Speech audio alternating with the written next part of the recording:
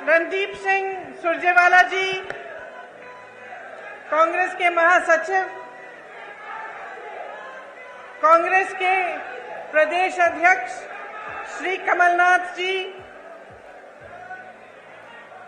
श्री दिग्विजय सिंह जी, श्री कांतिलाल भूरिया जी, श्री सुरेश पचौरी जी, प्रताप ग्रेवाल जी, श्री उमंग सिंगार जी, श्री सुरेंद्र बघेल जी, हीरालाल अलावा जी, पंचेलाल मेधा जी, सत्यनारायण पटेल जी, कमल किशोर पाटीदार जी, जीतू पटवारी जी, कुलदीप इंदौरा जी, मेरे प्यारे प्यारे कार्यकर्तागण और मंच पर उपस्थित सभी नेतागण, आप सबका भी इस सभा में बहुत बहुत स्वागत। आज आदिवासी समाज की गौरव, साहस का चिन्ह गोंडवाना साम्राज्य की महान वीरांगना रानी दुर्गावती जी की जयंती है। उन्हें मेरा शत शत नमन। जय जोहार। लोकनायक टंट्या मामा जी की जय। जय भीम। मेरे साथ एक बार जोर से बोलिए, हमू आखा एक छे। आदिवासी नायक भीमा नायक जी, शंकर शाह रघुनाथ शाह जी, बादल होई जी की विरासत को नमन। माही माता की कृपा से, कालका माता की कृपा से, अमका झमका माता की कृपा से आज मैं यहां आपके बीच आई हूं। यहीं पास में अमका झमका के दरबार में भगवान कृष्ण ने मां रुक्मिणी जी के साथ लीला रचाई थी। यहां मोहन खेड़ा का श्वेतांबर जैन मंदिर है, एक बहुत बड़ा तीर्थ स्थान है जहां देश भर से लोग आते हैं। ये महाराजा भोज की धरती है, शहीद महाराजा भक्तावर सिंह जी की धरती है, जिन्होंने हमारे पहले स्वतंत्रता संग्राम में अपने प्राणों का बलिदान दिया।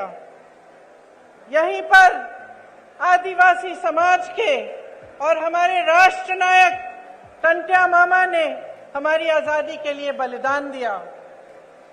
यह संविधान निर्माता बाबा साहेब अम्बेडकर जी की धरती है।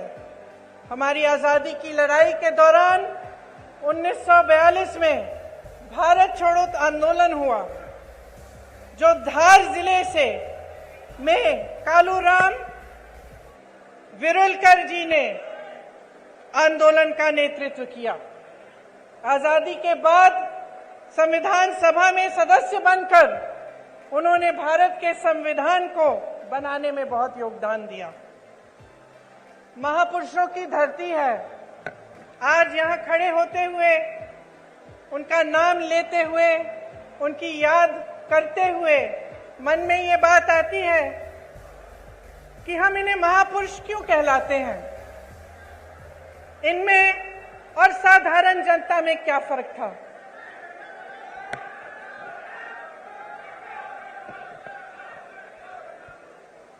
फर्क ये था कि इन्हें हम महापुरुष इसलिए कहलाते हैं क्योंकि उन्होंने आजीवन जनता के लिए संघर्ष किया, एक जनता के साथ भरोसे का रिश्ता जोड़ा और उस भरोसे को जीवन भर नहीं टूटने दिया। इसीलिए आज भी उनके गुजर जाने के सैकड़ों साल, दशकों बाद हम उनकी याद करते हैं और उनको नमन करते हैं। मेरी दादी इंदिरा गांधी जी भी एक इसी तरह की महापुरुष थी, पुरुष नहीं थी, मतलब एक बहुत बड़ी हस्ती थी जिन पर आपका पूरा भरोसा था। और आपका भरोसा इसलिए था क्योंकि उन्होंने दिन रात आपके लिए काम किया। एक भावनात्मक रिश्ता था, और आज यहाँ खड़े हुए उस रिश्ते की भी मुझे याद आती है। हम छोटे थे, हमें आपकी कहानियां बताती थी, आपकी संस्कृति के बारे में बताती थी, और जो रिश्ता आपके और उनके बीच था वो आदर का रिश्ता था, प्रेम का रिश्ता था, श्रद्धा का रिश्ता था। ये एक तरफा नहीं था। ये बात नहीं थी कि सिर्फ आप उनसे प्रेम करते थे या उनके प्रति आपके दिल में श्रद्धा थी। उनके दिल में भी आपके लिए श्रद्धा थी, उनके दिल में भी आपके लिए प्रेम था, और वो आपकी संस्कृति की, आपकी के प्रति उनके दिल में श्रद्धा और आदर थी। तो ये जो रिश्ता होता है, जो नेता और जनता के बीच में होता है, एक बहुत अनोखा रिश्ता होता है। जैसे मैंने कहा, इस रिश्ते को अगर नेता निष्ठा से सींचता है, काम करके दिखाता है, तो ये रिश्ता मजबूत बनता है। तो एक ऐसा रिश्ता बनता है जैसा इंदिरा जी का आपके साथ था। आजकल परिस्थितियां काफी अलग हो चुकी हैं। हमारी तरह बहुत नेता चुनाव के समय खास तौर से आपके सामने आकर बड़े बड़े भाषण देते हैं, आप सबकी बातें सुनते हैं। मैं भी सुन रही थी। आज सुबह जब मैं उठी, मैंने कहा मैं देखती हूँ मोदी जी क्या भाषण दे रहे हैं, क्योंकि वो क्या कह रहे हैं वो भी सुनना जरूरी है। तो मुझे ताज्जुब हुआ कि जो जो हम कहते हैं वही वो कहते हैं। हम कहते हैं उन्होंने घोटाले किए, वो कहते हैं हमने किए। हम कहते हैं हमने विकास किया, वो कहते हैं उन्होंने किया। हम कहते हैं हमने रोजगार दिलाए, वो कहते हैं उन्होंने दिलाए। तो मैं सोच रही थी कि ये तो भाषण तो सभी सेम कहते हैं, वही भाषण है। तो जनता को कैसे पता चलेगा कि कौन क्या कह रहा है और इस बीच सच्चाई क्या है? हाँ, मुझे मालूम है।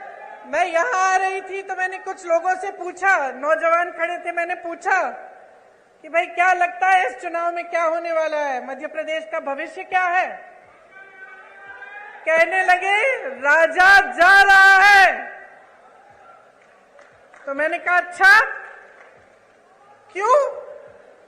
कहने लगे कि इस बार हमारा वोट रोजगार के लिए डलेगा।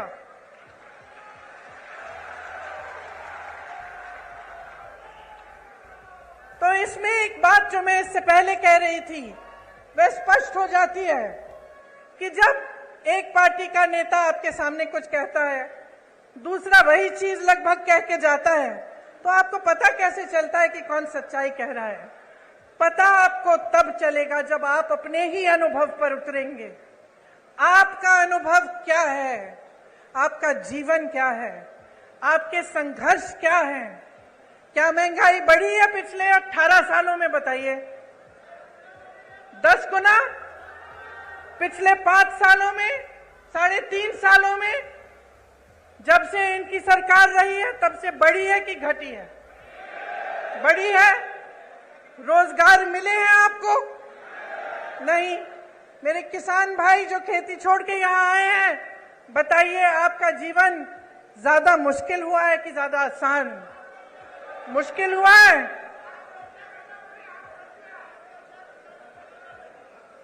आपको मालूम, आप कह रहे हैं किसानों की आत्महत्या 17,000 में, मैंने अभी एक आंकड़ा सुना कि लगभग 17,000 नवयुवकों ने आत्महत्या की है पिछले 18 सालों में। तो सोचिए कि आपकी सच्चाई आज क्या है। किसी की बातों में मत पड़िए, मैं तो कहती हूं मेरी बातों में भी मत पड़िए, अपनी सच्चाई और अपने अनुभव में पड़िए और उस अनुभव के आधार पर अपना निर्णय लीजिए। आज हम इस देश में खड़े हैं जिस पर हम सबको गर्व है। और गर्व क्यों है? क्योंकि अगर आप आसपास के देशों को देखेंगे तो शायद हमारा एक देश है इन सारे आसपास के देशों में जो आजादी के बाद एक लोकतंत्र माना जाता था और जिसका लोकतंत्र हमेशा मजबूत रहा है, और ये लोकतंत्र हमारे संविधान में गढ़ा हुआ है। जिन्होंने हमारे संविधान को लिखा और बनाया, उन्होंने जीवन इस देश के लिए दिया। एक नहीं थे, बहुत सारे लोग थे हमारे स्वतंत्रता सेनानी, और हमें गर्व है आज अपने देश पर, जिसके संविधान में लिखा है कि हर जने को समान अधिकार मिलना चाहिए। हमारी कांग्रेस की सरकारों ने पंचायतों को सत्ता देकर यह अधिकार मजबूत बनाया। आज देखिए आज की परिस्थिति क्या है। आज तमाम पंचायतों को मुश्किलों में डाल दिया है, और जहां हमने पंचायतों के लिए व्यवस्था लागू की, भाजपा सरपंचों के अधिकारों में कटौती ला रही है, आपको कमजोर कर रही है। राज्य भर में आज पटवारी 1 महीने से हड़ताल पर बैठे हैं।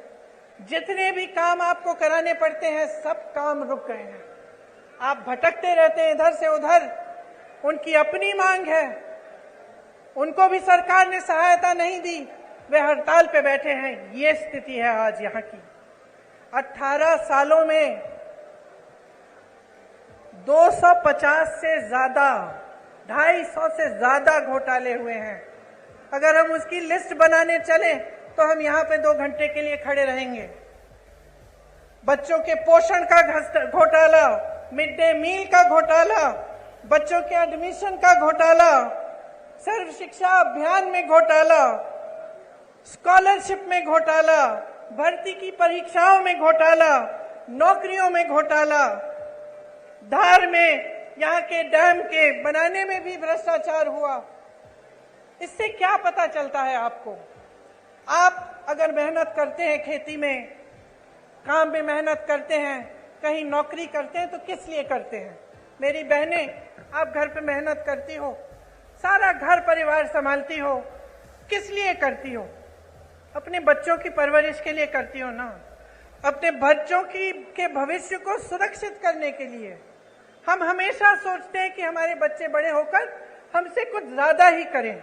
अगर हम खेती करते हैं, हम सोचते हैं कि चलो इसको पढ़ाएंगे लिखाएंगे, इसकी और हमारे से बड़ी ज्यादा नौकरी होगी। अगर हम कहीं पे नौकरी करते हैं, हम सोचते हैं चलो इसको और पढ़ाएंगे लिखाएंगे ताकि हमसे भी ज्यादा कमाएं, हम बूढ़े होंगे हमारी देखभाल करें। यही हमारा मकसद होता है। चाहे जितने भी लोग आज यहाँ बैठे हैं, सब चाहते हैं कि अपने बच्चों का भविष्य मजबूत हो, उनकी तरक्की हो। और जब आप सामने देखते हैं कि चाहे पाठशालाओं में, चाहे भर्ती में, चाहे आपकी नौकरियों में, चाहे कुछ भी हो, हर चीज में घोटाला भ्रष्टाचार है, तो कैसे मायूस होते होंगे? तो कैसे आपका दिल मजबूत बने और आप आगे बढ़ते चले जाएं? जब आपने किसी पर भरोसा किया, आपने अपना पूरा भरोसा एक नेता में डाला, एक पार्टी में डाला, और आपको पता चला कि 3.5 सालों से, उससे पहले भी जब इनकी सरकार थी, तो सिर्फ भ्रष्टाचार करते रहे। मैं जानती हूं कि आप में से कुछ लोग हैं जो सोचते हैं कि चलो खा रहा है, थोड़ा बहुत उसको खाने दो, हमारा काम तो करे, है कि नहीं? मैंने बहुत बार सुना है कि लोग कहते हैं चलो कोई बात नहीं, थोड़ा बहुत सब करते हैं, लेकिन कम से कम हमारा काम तो हो रहा है। मैंने बहुत बार कभी सुना है। लेकिन यहां तो परिस्थिति है कि खाए जा रहे हैं, आपका एक काम नहीं हो रहा है। आप अपने बच्चों को पाठशाला भी नहीं भेज सकते, ये जानने के बिना कि वहां पे भी भ्रष्टाचार हुआ है। यहां व्यापम का घोटाला हुआ, 50 से अधिक लोगों की मौत हुई। इन्होंने जांच कराई। ये जो ईडी ये सबके घर भेज देते हैं एजेंसियों को, पता चला कि किसी ने इनके खिलाफ कुछ कह दिया, लिख दिया, एकदम ईडी पहुंच गई उनके घर।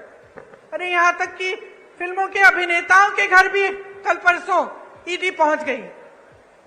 यहां पे क्यों नहीं पहुंची? यहां जो इतने बड़े घोटाले हुए हैं, इनके अधिकारियों के घर में क्यों नहीं पहुंची? इनके नेताओं के घर में क्यों नहीं पहुंची?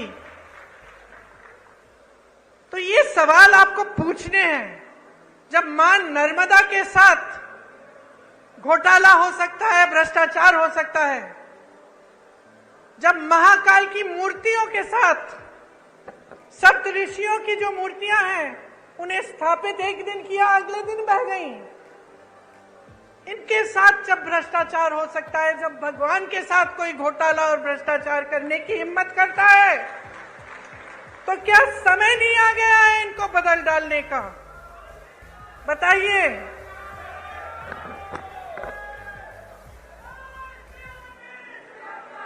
देखिए,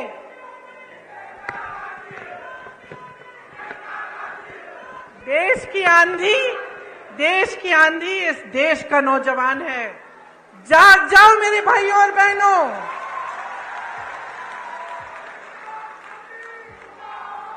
आपको बचाने के लिए कोई आंधी नहीं आ रही है, आप खुद को बचाइए। ये जो आपके साथ हो रहा है ये गलत है। जो रोज रोज आप जी रहे हैं, आप संघर्ष कर रहे हैं, ये गलत है। मेरे नौजवान भाइयों, आप फीस देते हैं ट्यूशन की? देते हैं कि नहीं? जब आपको भर्ती की परीक्षा भरनी पड़ती है, आप संघर्ष करते हैं कि नहीं? माता पिता आपके लिए खेती करते हैं, नौकरी करते हैं, संघर्ष करके आपके लिए पैसे इकट्ठे करते कि आपकी फीस भरेंगे कि नहीं? तो क्यों इनको आपने इतनी हिम्मत दे दी है कि जब आप परीक्षा देने जाते हैं तो बार बार उनकी भर्ती की परीक्षाओं में ये घोटाला करते हैं? मैंने उत्तर प्रदेश में देखा है, मैंने उत्तर प्रदेश में ऐसे नौजवान देखे हैं जिनके 10-10 साल गुजर गए हैं। एक परीक्षा दी, मार्क्स नहीं निकले, उसमें कुछ घोटाला हो गया। दूसरी परीक्षा दी, उसमें भी घोटाला हो गया, भर्ती की लिस्ट नहीं निकली। इंतजार करते रहे ये सोच के कि हमने पैसे खर्चे हैं, हमने मेहनत की है, एक ना एक दिन हो जाएगा। इंतजार करते रहे। जो बच्चा 22 साल का था, 21 साल का था, अब 30 साल का हो गया, अभी तक उसको नौकरी नहीं मिली। ये परिस्थितियां हैं इन प्रदेशों में जहां भाजपा सरकार में है, सत्ता में है, क्योंकि इनका अहंकार बहुत बढ़ गया है। मेरी बहनों और भाइयों, बहुत ज्यादा लूट होने लगी है और कोई रोक, कोई लगाम नहीं है।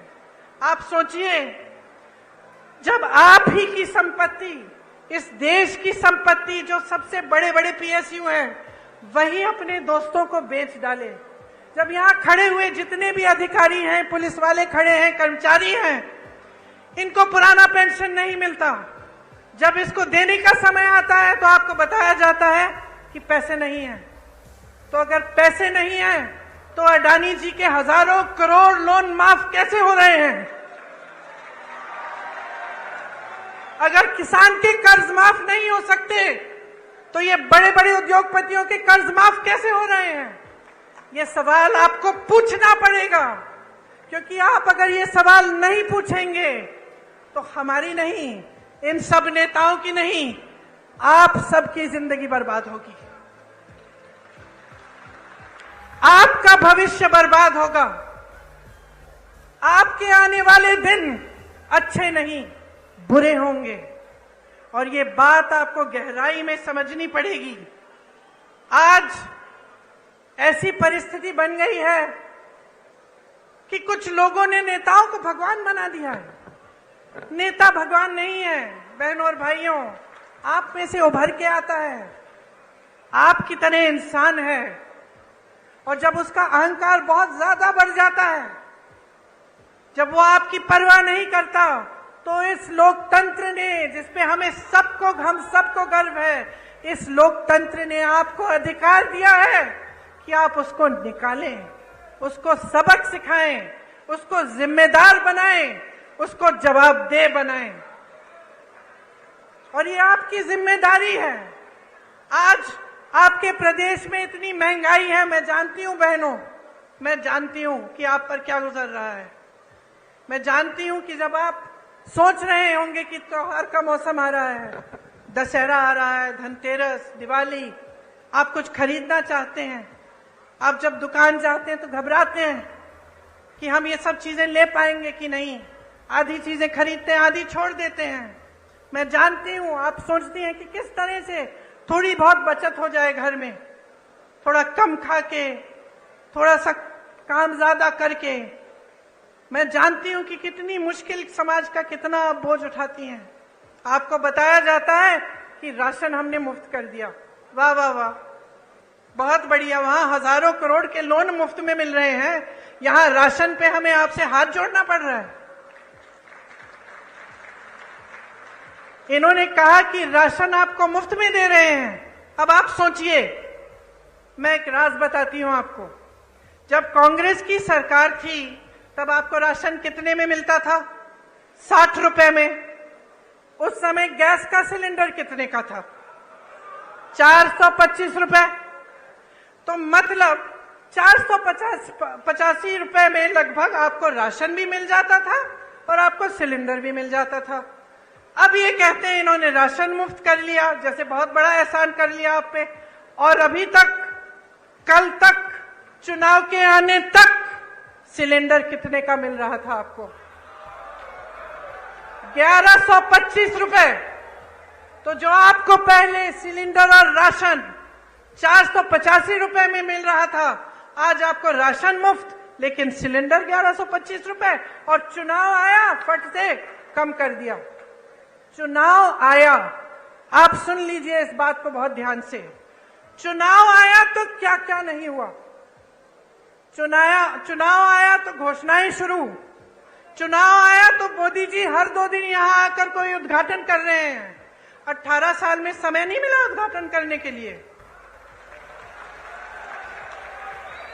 ये पुल, ये सड़कें, ये सब विकास की बातें ये पहले नहीं हो सकती थी?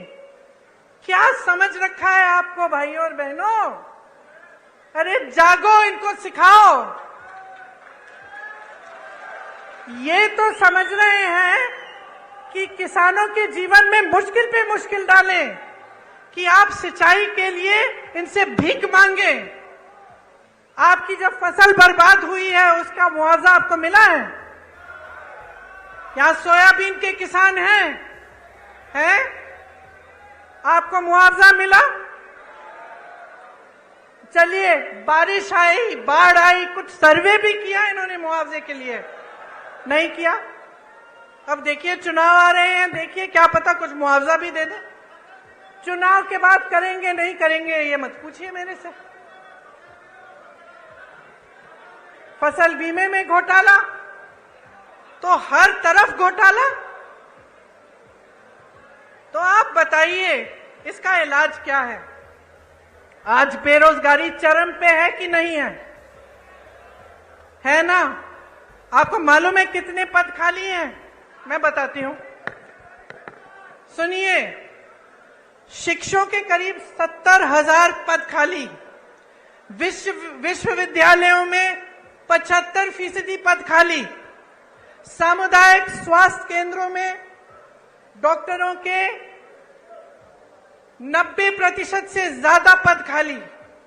ग्रामीण सामुदायिक स्वास्थ्य केंद्रों में सर्जन के 90% से ज्यादा पद खाली। महिला रोग विशेषज्ञों में 90% से ज्यादा पद खाली। फिजिशियन, जो डॉक्टर होते हैं, जो सारी बीमारियां समझ जाते हैं, 90% से ज्यादा पद खाली। बच्चों के डॉक्टर 90% से ज्यादा पद खाली। पूरे प्रदेश की सीएचसी में एक भी आंख का डॉक्टर नहीं है।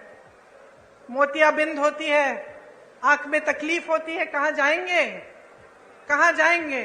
प्राइवेट में जाएंगे। प्राइवेट में चले जाते अगर पैसे कमाने का मौका दिया होता आपको। लेकिन इन 3.5 सालों में और उससे पहले जितने सालों का इनका राज रहा है, आपको कमाने का मौका कहां दिया? जहां जहां से रोजगार बनना था, चाहे बड़े बड़े पीएसयू इन्होंने बेच दिए।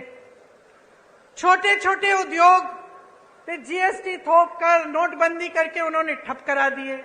मुश्किल में है जितने भी मेरे दुकानदार भाई यहाँ बैठे हैं या छोटे छोटे उद्योगपति हैं, वो बताएंगे आपको कितनी कमाई हुई है। जीएसटी भरते भरते भरते भरते उनको समझ में ही नहीं आ रहा है किस चीज की क्या जीएसटी है। उनको खत्म कर दिया। खेती किसानी में रोजगार पैदा होता था, मनरेगा होता था आपके गांव में, वहां पे रोजगार बंद। तो रोजगार देंगे कहां से आपको? आपको कमाने का मौका नहीं दे रहे हैं, लेकिन आप पे महंगाई इतनी थोप रहे हैं कि आपका जीना मुश्किल हो गया है। बट ये सब बातें मैं आपको यहाँ इस मंच पे खड़े होकर समझा रही हूँ। आप सबको तो पहले ही मालूम है, जी आप रहे हैं, संघर्ष आप कर रहे हैं अपने बच्चों को स्कूल भेजने के लिए, उनकी किताबों को खरीदने के लिए, उनकी फीस भरने के लिए, उनकी भर्ती की परीक्षाओं के लिए, उनकी नौकरियों को, इंटरव्यूज के लिए। ये सब काम आपके ही समर्थन से आपके बच्चे कर रहे हैं, लेकिन करने के बावजूद कुछ नहीं मिल रहा है। इसीलिए मैं आपसे कहना चाहती हूं कि आप इंदौर संभाग के हैं। आप जानते हैं कि पिछले 18 सालों में यहां कोई नई यूनिवर्सिटी नहीं बनी है कि नहीं बनी? कोई नया अस्पताल बना? कोई मेडिकल कॉलेज खुला? तो क्या कर रहे हैं ये? मोदी जी यहां आते हैं, आजकल तो शिवराज जी का नाम लेने से भी शर्म कर रहे हैं, उनका नाम ही नहीं लेते, कहते मुझे वोट दो। और वो तो आपके सीएम बनने वाले नहीं है।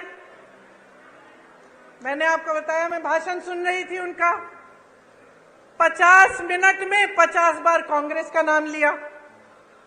तो कांग्रेस के जो कार्यकर्ता हैं, खुश हो जाओ भाई, खुद नाम लेने के बजाय वो नाम ले रहे हैं आपका।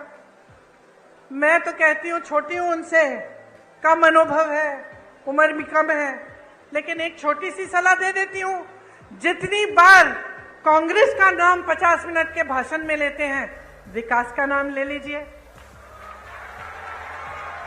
ये बता दीजिए कि 18 सालों में आपने इंदौर के लिए क्या किया, आपने मध्य प्रदेश की जनता के लिए क्या किया, कितने रोजगार बनाए, कितने घोटालेबाजों को पकड़ा, कितनों के पीछे ईडी डाल दी, कितने जेल में हैं, किसानों के लिए कितनी राहत दी, कितनी बिजली फ्री दी। लेकिन ये बात नहीं कर सकते, इनमें हिम्मत नहीं है, क्योंकि काम नहीं किया है। इसीलिए मैं बार बार भरोसे की बात करती हूं, मैं बार बार कहती हूं, देखिए बहने, एक नया बिल लाए संसद में, महिला आरक्षण बिल, खूब वाह वाह हुई पूरे देश भर में। जितने भी विपक्षी दल हैं, हमने भी समर्थन किया कि चलो ये बहुत अच्छा कदम है। बड़ी बड़ी घोषणाएं हुई, टीवी पे इश्तिहार हुए, सब कुछ हुआ, मोदी जी की बड़ी वाह वाह हुई। फिर क्या पता चला कि 10 सालों के लिए ये लागू ही नहीं होगा। इससे पहले जाति जनगणना करनी पड़ेगी, उससे पहले परसिमन करना पड़ेगा, 10 साल लगेंगे। तो फिर इस घोषणा का मतलब क्या है? इन चुनाव के लिए फिर से मतलब क्या है? आप महिलाओं को मजाक समझ रहे हैं? आप समझ रहे हैं कि महिलाओं को आप कुछ भी कह दें और हम अंधे होकर आपको वोट देंगे? हमारा अधिकार है ये हमारा अधिकार है कि हमें आरक्षण मिले, हमारा अधिकार है। ये कोई एहसान नहीं कर रहा है हम पे। और जिस तरह इस देश के एक एक वासी का अधिकार है, इस संविधान में है कि हर चीज के लिए समान अधिकार होना चाहिए, तो फिर जाति जनगणना क्यों नहीं हो रही है? जब इसकी बात उठती है तो ये चुप क्यों हो जाते हैं? आपने देखा बिहार में सर्वे हुआ, सेंसस हुआ, क्या पता चला कि ओबीसी, दलित और जनजाति संख्या कितनी है इनकी? 84% प्रदेश में। तो बताइए,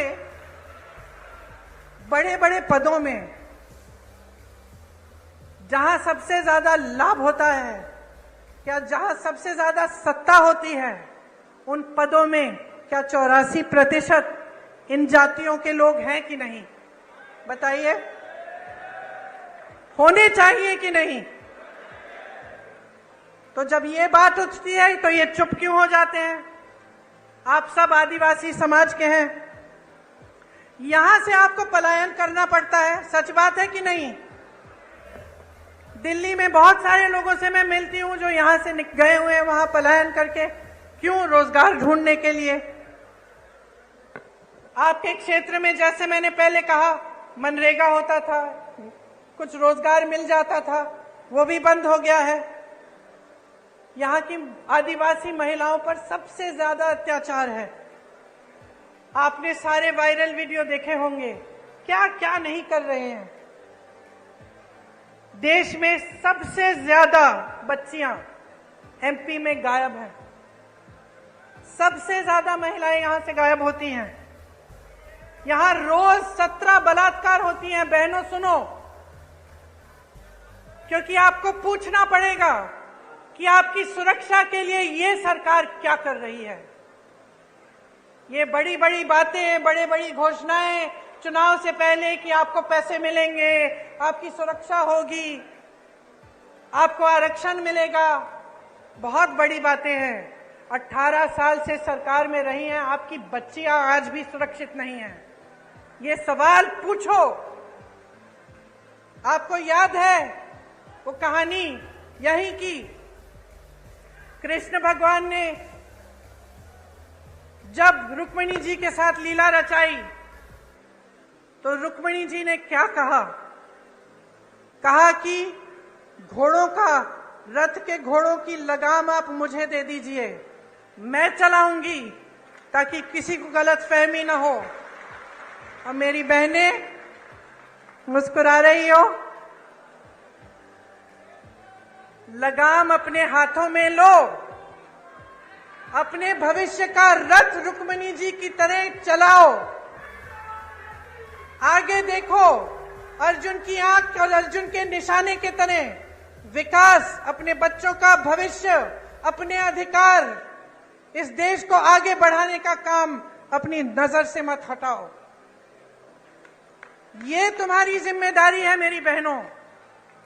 तुम अगली पीढ़ी का परवरिश करती हो, तुम समाज को बनाती हो। अगर तुम समाज को मजबूत नहीं रखोगी तो ये समाज नहीं रहेगा। जो आपकी परंपराएं हैं, मेरी दादी इंदिरा गांधी कहती थी कि जो आदिवासी संस्कृति है, जो आदिवासी परंपराएं हैं, इन्हें मजबूत रखना बहुत जरूरी है। कभी इन्हें बदलने की कोशिश नहीं की उन्होंने। जल जंगल जमीन का अधिकार आपको दिया, पट्टे आपको दिए ताकि आप मजबूत बने। और मेरी बहनें, आज इस देश का एक एक नेता समझ गया है कि अगर महिलाओं का वोट उसे नहीं मिले तो वो सत्ता में नहीं आ सकता। इसीलिए मेरी बहनें, जब मैं कहती हूं कि लगाम संभालो, अपना रथ खुद चलाओ, मैं इसलिए कहती हूं कि आज कौन सत्ता में आएगा कौन नहीं आएगा ये आपके हाथों में है। इस बात को गहराई से समझो। जब आपको झूठे वादे किए जाते हैं, जब आपको बताया जाता है कि हम आपके लिए क्या क्या नहीं करेंगे, तो जानते हैं आपकी बेटियां अगर हैं तो कभी कभी बेटी आती है, कहती है अच्छा लड़का मिल गया, तो आप कहती हैं कि अगर हमें शादी के लिए तुम्हारे लिए लड़का ढूंढना है तो पहले हम जानना चाहेंगे कि उसकी क्या मजबूती है, क्या करेगा। अगर आपको लगे कि ऐसा लड़का है जो झूठ मूठ के बता दे लड़कियों को कि आपके लिए ऐसे ऐसे महल बनाएंगे, हम आपको यहां ले जाएंगे, ऐसा करेंगे वैसा करेंगे, तो आप क्या कहेंगी अपनी बेटी से कि बेटा ध्यान रखो, ध्यान रखो, ये बहुत बड़ी बड़ी बातें करता है, ये करेगा नहीं। कहती है कि नहीं? तो इतनी समझदार है, इतनी जिम्मेदार है, अपने आप को फुसलाने मत दीजिए। समझ जाइए कि ये राजनीतिक खिलवाड़ हो रहा है आपके साथ। आपको अपना भविष्य मजबूत बनाना है तो जैसे मैंने शुरू में कहा, अपने अनुभव पर उतरिए। आप देखिए, आपके जीवन में तरक्की आई, महंगाई घटी, आपके बच्चों को रोजगार मिला, खेती में आप काम करते हैं वहां आपको कोई सहायता मिली सरकार से? क्या नई पाठशालाएं बनी, विश्वविद्यालय बने, अस्पताल बने? और अगर नहीं बने हैं तो बहनों और भाइयों जाग जाओ और एक ऐसी सरकार लाओ जो ये सारे काम आपको करके दिखाए।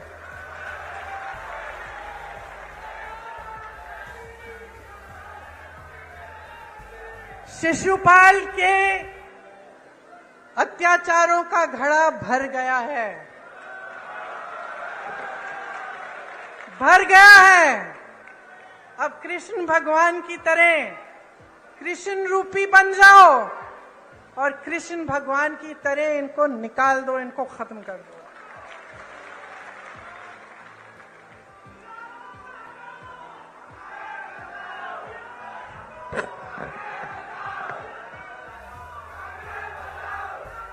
डेढ़ सालों में, पिछले चुनाव में आपने कौन सी सरकार चुनी थी? कांग्रेस। यहां बैठे कमलनाथ जी, पिछली सरकार में आपने पिछली चुनाव में आपने कांग्रेस की सरकार चुनी। फिर क्या हुआ? रिश्वतखोरी हुई और जो आपका आदेश था उसका पालन नहीं किया गया। आप कांग्रेस की सरकार चाहते थे और जोड़ तोड़ करके 1.5 साल के अंदर अंदर आपको भाजपा की सरकार मिली कि नहीं मिली? और नतीजा आप सबने देखा। 1.5 साल में मैं आपको बताना चाहती हूं कि आपका ही अनुभव रहा होगा कि कांग्रेस की सरकार ने क्या क्या किया। किसानों के कर्ज माफ किए, 27 लाख किसानों के कर्ज माफ किए, सामाजिक सुरक्षा पेंशन बढ़ाकर 600 रुपए बनाया, 1 करोड़ परिवारों को 100 रुपए में 100 यूनिट बिजली दिलवाई, 1000 गौशालाएं खुलवाई। 1.5 साल की बात कर रही हूं मैं, 18 साल की बात नहीं है ये। आदिवासियों के लिए 12,000 बर्तन बैंक खोले, इससे आपको भी सुविधा मिली होगी। ओबीसी आरक्षण 14% से बढ़ाकर 27% किया।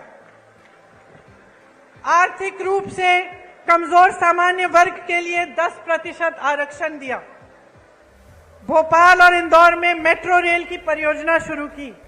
ये 1.5 साल का काम था बहनों और भाइयों, 18 साल का नहीं।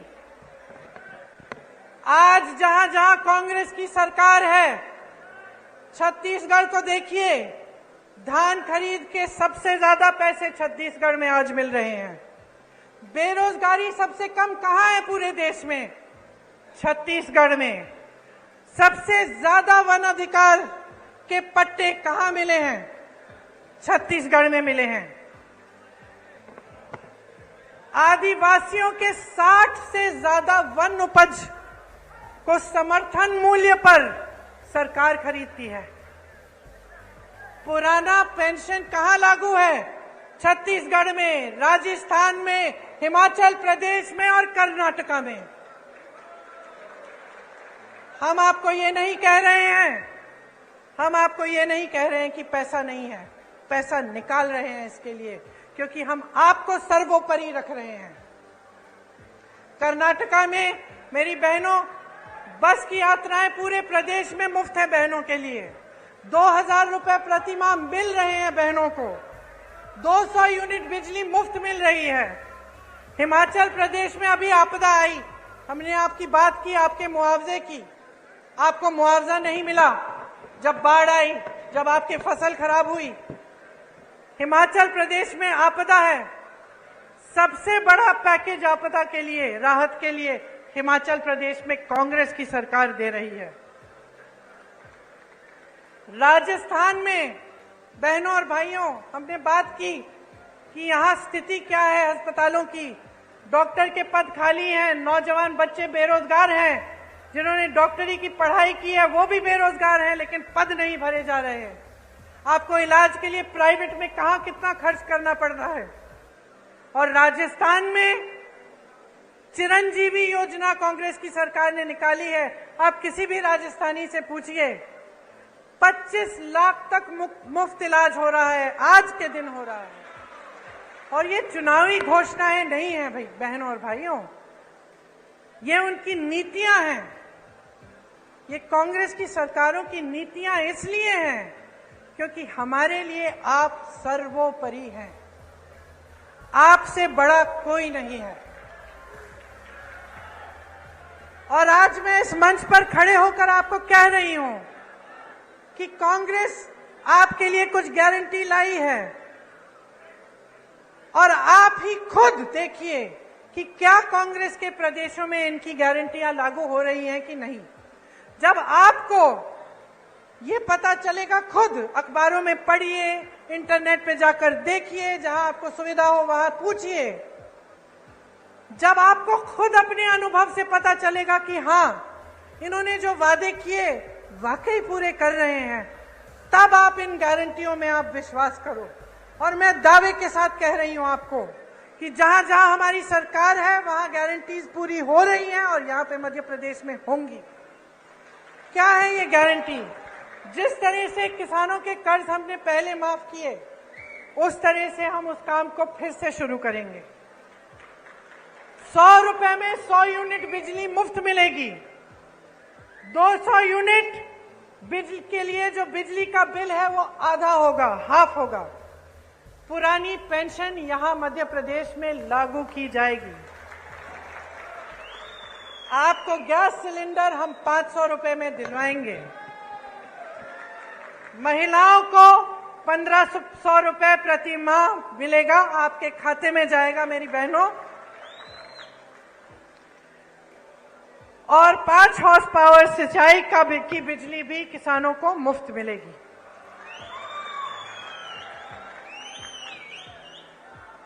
देखिए, आपने मेरी बातें बहुत ध्यान से सुनी, और मैं यहां खड़े होकर ऐसी कोई बात भी नहीं करना चाहती जो सही नहीं है। दूसरी पार्टियों के बारे में नकारात्मक बातें करना, उल्टी सीधी बातें करना आसान है।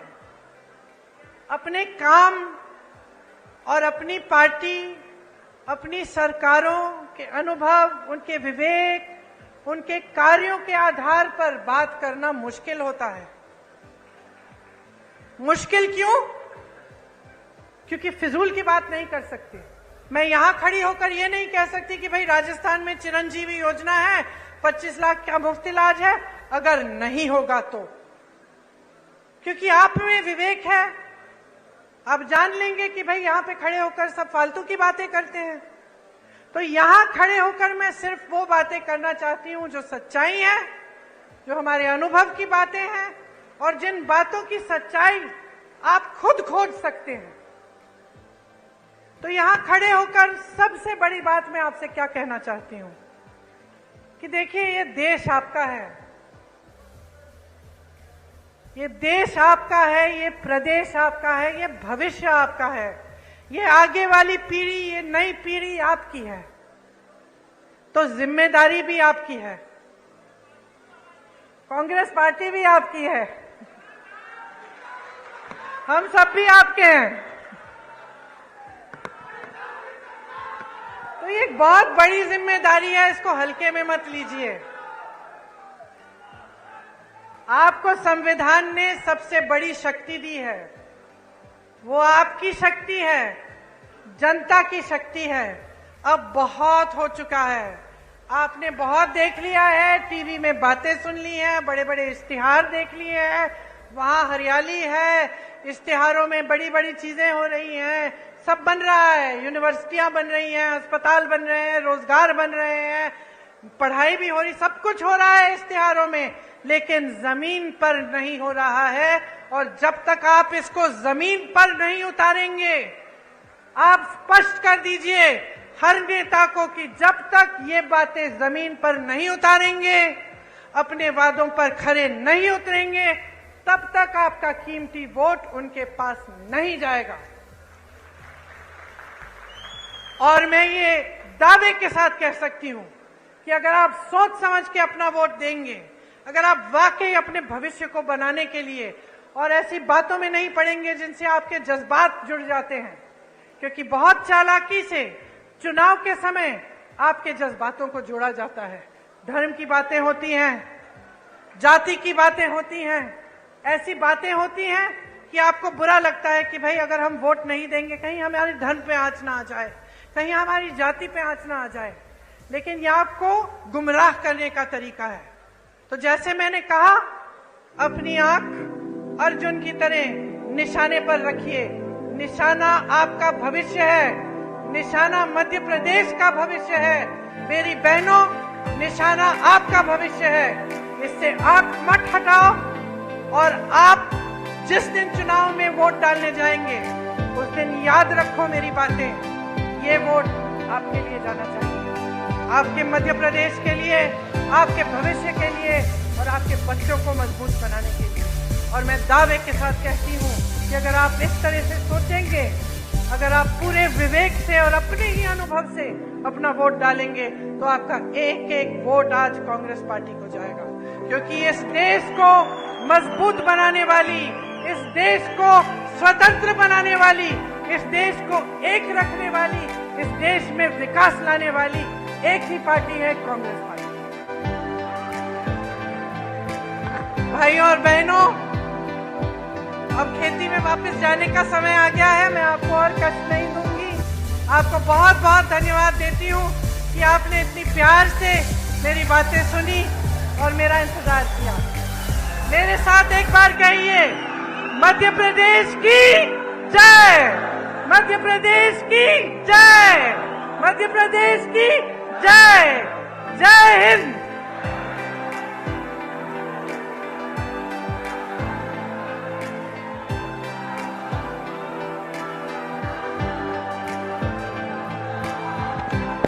चालू तो है। हेलो,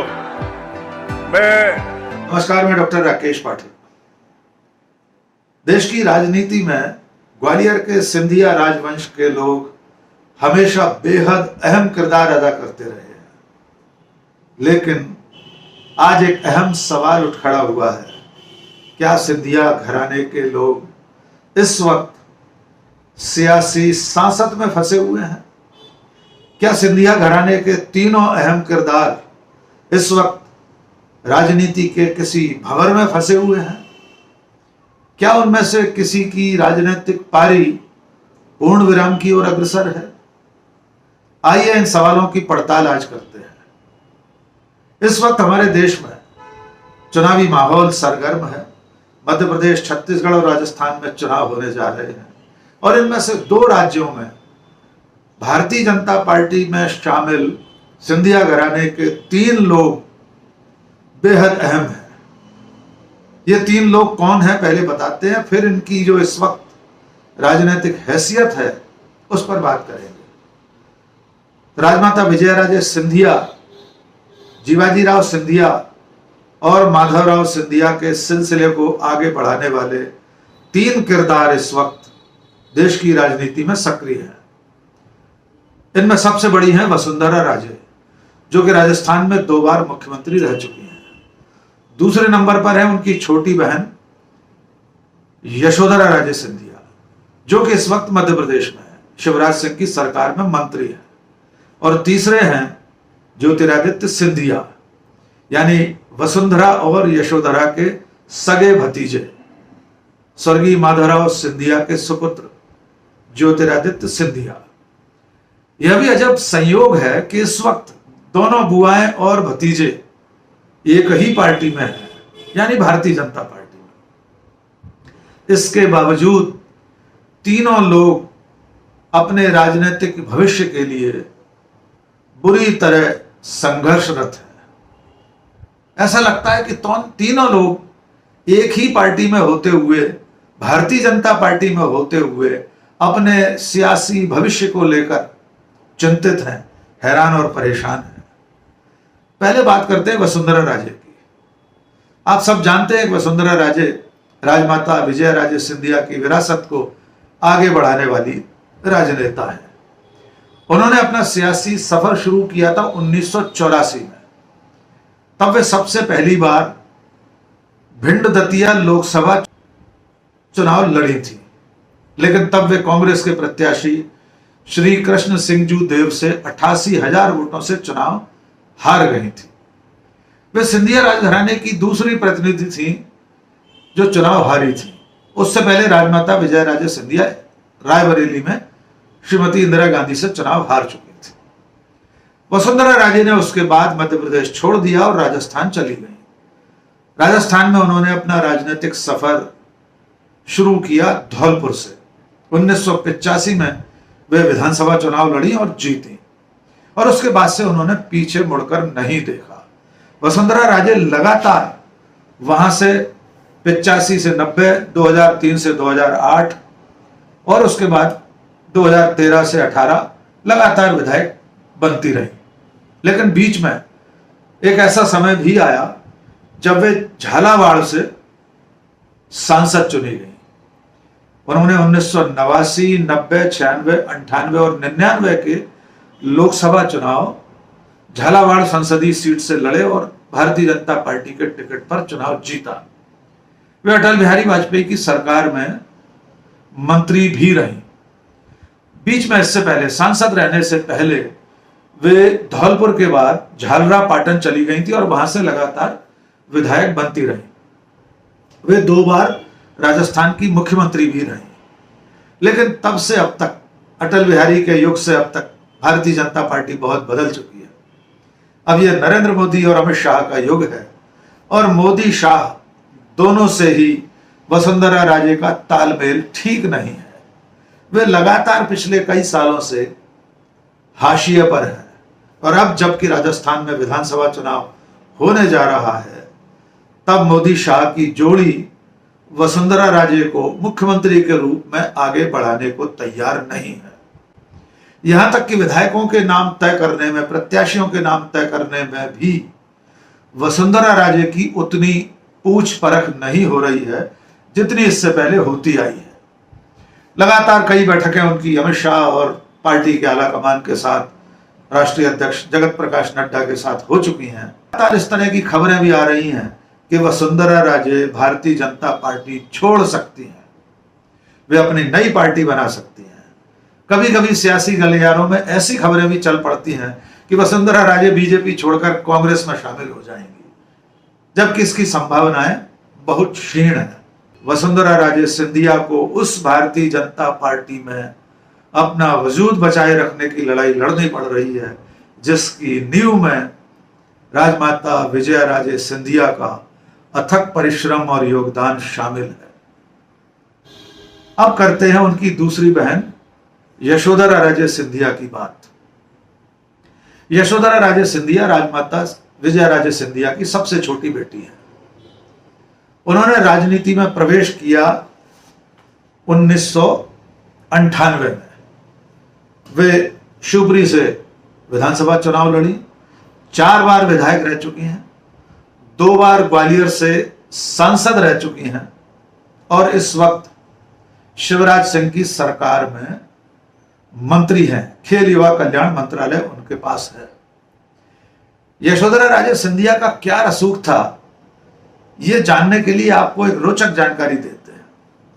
जब वे पहली बार मंत्री बनी थी 2006 में, तब बाकायदा मध्य प्रदेश की सरकार ने यह अधिसूचना जारी की थी कि उनके नाम के साथ श्रीमंत शब्द जोड़ा जाएगा, यानी राजशाही का प्रतीक श्रीमंत यशोधरा राजे सिंधिया।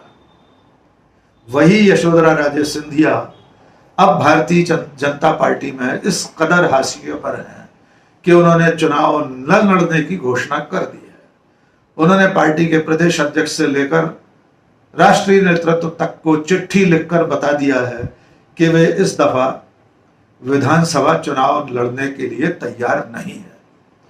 उन्होंने हवाला दिया है कि उन्हें 4 बार कोरोना हो चुका है, वे कोविड से 4 बार पीड़ित रह चुकी हैं, इसलिए अपनी अस्वस्थता के चलते वे चुनाव में जाने में समर्थ नहीं है। वे भागदौड़ नहीं कर सकती, वे जनसंपर्क और प्रचार प्रसार में नहीं जा सकती, इसलिए वे चुनाव नहीं लड़ेंगे। लेकिन एक मजेदार बात यह है कि अभी उन्होंने सितंबर के आखिर में यह ऐलान किया कि वे चुनाव नहीं लड़ना चाहती हैं और इसी सितंबर महीने में, यानी अभी जो महीना बीता है, उसकी 4 तारीख को वे प्रेस से बात करते हुए शिवपुरी में खड़े होकर कह रही थी कि कौन कह रहा है कि वे अस्थायी हैं, वे तो स्थायी हैं, वे तो शिवपुरी से ही चुनाव लड़ेंगी। लोग इस तरह की अफवाहें उड़ाते हैं, अटकलें लगाते हैं, लेकिन वे कहीं जाने वाली नहीं है। आइए 4 सितंबर का यशोधरा राजे सिंधिया का ये बयान सुनिए। ये प्रश्न क्यों आ रहा है? मैं तो अस्थायी कब से हो गई? मैं तो स्थायी हूँ, मुझे कहीं और जरूरत ही नहीं है जाने की। कहाँ से किसने अटकलें लगाई? उनने ही अटकलें लगाई जो शिवपुरी सीट पे देख रहे हैं अपनी नजर, ठीक है ना। वो फिर जब एक आंधी बन जाती है कि नहीं नहीं वो तो सीट बदल रही है, सीट बदल रही है, तो ऐसे ही तो फिर लोग आएंगे इस सीट पे, नहीं तो फिर कैसे आएंगे अगर मैं यहाँ बैठी हूँ? तो अटकलें जो लगाते हैं ना, उनसे पहले पूछना चाहिए। तो आपने ये बयान सुना, वे 15-20 दिन पहले कह रही थी वे अस्थायी नहीं है, वे तो शिवपुरी के लिए स्थायी हैं, वे शिवपुरी से कहीं जाने वाली नहीं है। और अब उन्होंने विधानसभा चुनाव न लड़ने का फैसला कर लिया है और पार्टी को भी अवगत करा दिया है। इसके बाद एक और उनका भाषण आपको सुनवाते हैं, जो एक तरह से विदाई भाषण जैसा है। लोग समझते हैं कि मैं राजमाता की बेटी हूँ और इसीलिए मेरा रास्ता बहुत आसान था, सबसे कठिन रास्ता। और चुनौती डालो और बाधाएं करो मेरे सामने, और मैं उस राजमाता की बेटी हूँ जिस राजमाता ने हर चुनौती का सामना किया। हमारा समय बहुत चुनौतीपूर्ण रहा और उन चुनौतियों का सामना करते करते मैं यहाँ आज आ गई हूँ जहाँ मेरा कार्यकाल खत्म हो रहा है। लेकिन राजनीति के जानकारों का कहना यह है कि यशोधरा राजे सिंधिया ने चुनाव न लड़ने का फैसला यूं ही नहीं लिया है। उनका स्वास्थ्य खराब है, वे 4 बार कोविड से पीड़ित हो चुकी हैं, ये बात अपनी जगह सही है, लेकिन इसके बावजूद भारतीय जनता पार्टी में अंदर ही अंदर जिस तरह से उन्हें लगातार हाशिए पर रखा जा रहा था, उससे ऐसा लग रहा है कहीं ना कहीं पार्टी ये निर्णय लेने वाली थी कि उन्हें चुनाव न लड़ाया जाए। शायद ऐसी कोई सूचना, ऐसा कोई संकेत उन्हें मिला होगा, इसलिए उन्होंने पार्टी को ही फैसला करती उससे पहले अपना फैसला सुना दिया कि वे चुनाव लड़ने को तैयार नहीं है। लेकिन एक मजेदार बात और है, उन्होंने जो पत्र लिखा है पार्टी को, उसमें लिखा है कि 5-6 महीने बाद स्वस्थ हो जाएंगे और फिर से सक्रिय होने को तैयार है। यानी हो सकता है 6 महीने बाद जब लोकसभा चुनाव हो, अप्रैल-मई 2024 में, तब वे लोकसभा चुनाव लड़ने के लिए तैयार हो सकती हैं। तो ये हुई सिंधिया घराने की दूसरी किरदार जो इस वक्त भारतीय जनता पार्टी में हाशिए की तरफ बढ़ रही है। और अब बात करते हैं तीसरे और सबसे अहम किरदार की, ज्योतिरादित्य सिंधिया, स्वर्गीय माधवराव सिंधिया के सुपुत्र। आप सब जानते हैं कि माधवराव सिंधिया की विमान दुर्घटना में मृत्यु के बाद ज्योतिरादित्य सिंधिया ने सक्रिय राजनीति में कदम रखा था। वे लगातार गुना शिवपुरी संसदीय सीट से 4 बार सांसद रहे। यूपीए की दोनों सरकारों में, यूपीए 1, यूपीए 2 में डॉक्टर मनमोहन सिंह की सरकार में वे मंत्री रहे। कांग्रेस के राष्ट्रीय महासचिव थे जब राहुल गांधी राष्ट्रीय अध्यक्ष थे। उत्तर प्रदेश में आधे उत्तर प्रदेश के वे प्रभारी थे जब चुनाव हो रहा था पिछला। लेकिन राहुल गांधी के परम मित्र और कांग्रेस में इतने महत्वपूर्ण पदों पर रह चुके ज्योतिरादित्य सिंधिया 2019 का लोकसभा चुनाव डॉक्टर केपी यादव से हार गए। डॉक्टर केपी यादव उनके ही पुराने सहयोगी थे, कांग्रेस छोड़कर ही भारतीय जनता पार्टी में आए थे, और उनके हाथों, अपने पूर्व सहयोगी के हाथों ज्योतिरादित्य सिंधिया अपने ही संसदीय क्षेत्र गुना शिवपुरी से 1.25 लाख वोटों से चुनाव हार गए। उसके बाद उन्होंने मध्य प्रदेश में जो कमलनाथ की सरकार बनी थी, यानी उनकी पार्टी की कांग्रेस की सरकार, उसे छोड़कर 2020 में अपनी ही पार्टी की सरकार गिराई और भारतीय जनता पार्टी में शामिल हो गए। बाद में बीजेपी ने ज्योतिरादित्य सिंधिया को राज्यसभा में भेजा और इस वक्त वे नरेंद्र मोदी की सरकार में केंद्रीय नागरिक और विमानन मंत्री हैं, नागरिक उड्डयन और विमानन मंत्री हैं। इसके बावजूद भारतीय जनता पार्टी में वे लगातार उपेक्षित लग रहे हैं। राजनीतिक प्रेक्षकों का कहना यह है कि भारतीय जनता पार्टी में ज्योतिरादित्य सिंधिया को वो सम्मान नहीं मिल रहा है जो कांग्रेस में मिला करता था।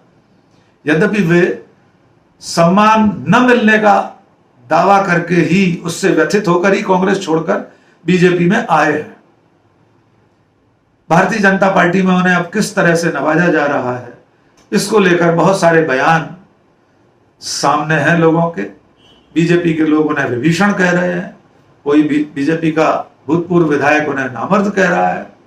अब असली सवाल यह है कि जिस तरह बीजेपी ने 7 सांसदों को विधानसभा चुनाव में उतारा है, नरेंद्र सिंह तोमर, कैलाश विजयवर्गीय, फग्गन सिंह कुलस्ते, रीति पाठक, प्रहलाद पटेल, तो ये संभावनाएं भी तलाशी जा रही हैं कि कहीं पार्टी ज्योतिरादित्य सिंधिया को भी विधानसभा चुनाव में गुना शिवपुरी की किसी सीट से या ग्वालियर की किसी सीट से चुनाव में तो नहीं उतार देगी। ऐसी स्थिति में ज्योतिरादित्य सिंधिया क्या विधानसभा चुनाव लड़ने को तैयार होंगे? उन्होंने अब तक कभी भी अपने राजनीतिक जीवन में विधानसभा चुनाव नहीं लड़ा है और अब बीजेपी में उनकी क्या स्थिति है, ये जानने के लिए उनका ही एक बयान सुनवाते हैं। भारतीय जनता पार्टी के कार्यकर्ता के रूप में जो निर्देश हर कार्यकर्ता को दिया जाएगा, उस निर्देश का पालन करना हर कार्यकर्ता का दायित्व तो नहीं, मैं मानता हूं धर्म होता है। बहुत बहुत देखो, सियासत में कभी कोई पीछे नहीं जाता। सियासत में सदैव, जैसे क्रिकेट में कहा जाता है, फ्रंट फुट पे ही बैटिंग होती है। तो आपने सुना कि जो ज्योतिरादित्य सिंधिया कांग्रेस में रहते हुए मध्य प्रदेश के ही नहीं देश के पार्टी के भीतर दूसरे, तीसरे, चौथे नंबर के नेता थे, अब वे भारतीय जनता पार्टी में एक सामान्य कार्यकर्ता के रूप में खुद को बता रहे हैं कि वे एक सामान्य कार्यकर्ता हैं, पार्टी जो आदेश देगी उसका पालन करेंगे। जब वे कांग्रेस में थे तब विधानसभा चुनाव में ग्वालियर चंबल अंचल से लेकर मालवा तक उनके पसंदीदा प्रत्याशियों की सूची कांग्रेस आला कमान के पास जाती थी और आमतौर पर वे अपने चहेते प्रत्याशियों को मैदान में उतारने में सफल रहते थे। लेकिन भारतीय जनता पार्टी में उनके खेमे के लोग जो उनके साथ दल बदल करके बीजेपी में आए थे, 2 सूचियों में उनके कुछ टिकट कट चुके हैं, कुछ लोगों को टिकट मिला भी है। कुल मिलाकर मध्य प्रदेश और देश में राजनीतिक हलकों में चर्चा यह है कि ज्योतिरादित्य सिंधिया भारतीय जनता पार्टी में घुटन महसूस कर रहे हैं।